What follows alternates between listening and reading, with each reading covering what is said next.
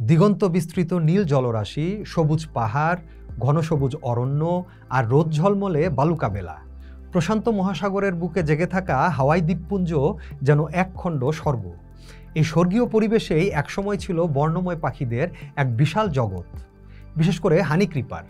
তাদের কলকাকলিতে মুখরিত থাকত হাওয়াইয়ের আকাশ বাতাস। কিন্তু আজ সেই সুর ক্রমশ ক্ষীণ হয়ে আসছে এক নীরব ঘাতকের আক্রমণে বিপন্ন হাওয়াইয়ের পাখিরা।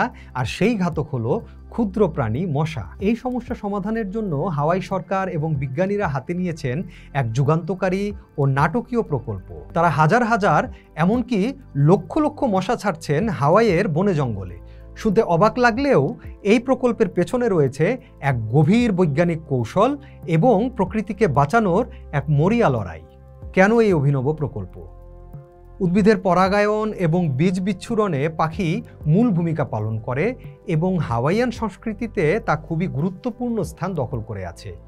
একসময় হাওয়াইতে 50টিরও বেশি পরিচিত প্রজাতির হানিক্রিপার ছিল, কিন্তু আজ মাত্র 17টি প্রজাতি টিকে আছে, যার বেশিরভাগই বিপন্ন।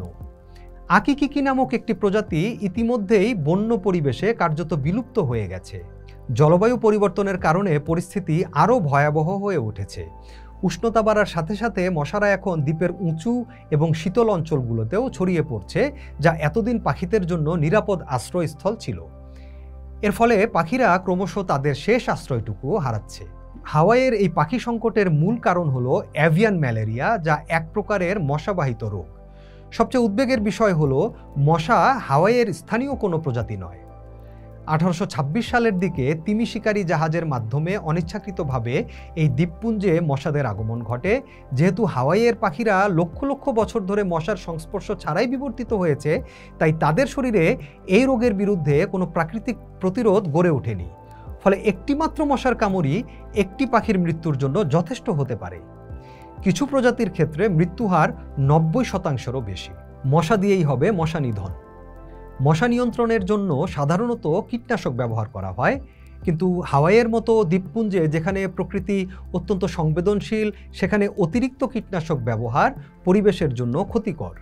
এটি মাটি, পানি এবং অন্যান্য উপকারী পোকামাকড়ের উপর বিরূপ প্রভাব ফেলে। এই ভয়াবহ সংকট থেকে পাখিদের রক্ষা করতে সরকারি, বেসরকারি এবং অলাভজনক সংস্থাগুলো একযোগে বার্ডস নট মসকিউটোস নামে একটি জোট তৈরি করেছে। তাদের গৃহীত প্রধান কৌশলটি হলো ইনকম্পিটেবল ইনসেক্ট টেকনিক। এই পদ্ধতিতে গবেষণাগারে বিপুল সংখ্যক পুরুষ মশা উৎপাদন করা হয় এবং তাদের শরীরে ওলবাখিয়া নামক এক প্রকারের প্রাকৃতিক ব্যাকটেরিয়া প্রবেশ করানো হয়। এই ব্যাকটেরিয়াটি মশার জন্য ক্ষতিকর নয়, কিন্তু এটি তাদের প্রজনন প্রক্রিয়ায় বাধা সৃষ্টি করে। এরপর এই ব্যাকটেরিয়াযুক্ত পুরুষ মশাদের হেলিকপ্টার বা ড্রোনের মাধ্যমে হাওয়াইয়ের অরণ্যে ছেড়ে দেওয়া হয়।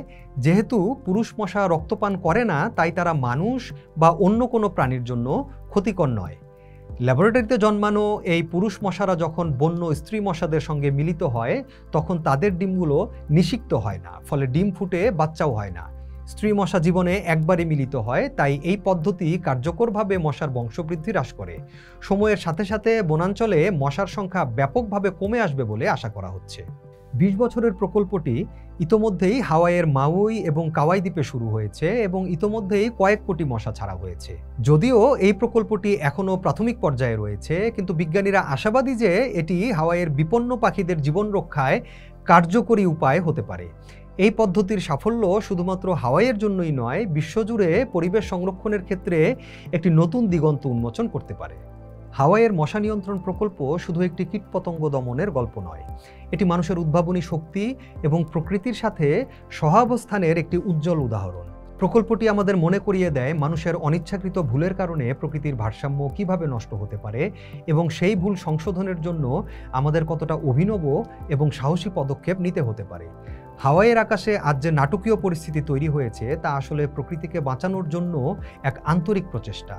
যদি এই প্রচেষ্টা সফল হয়, তাহলে হয়তো একদিন আবার হানিক্রিপারদের মধুর সঙ্গীতে ভরে উঠবে হাওয়াইয়ের অরণ্য, আর মানুষ ফিরে পাবে নিখাত নিসর্গ। পোস্ট দেখুন, ভাবুন, করুন, থাকুন পোস্টের সাথেই।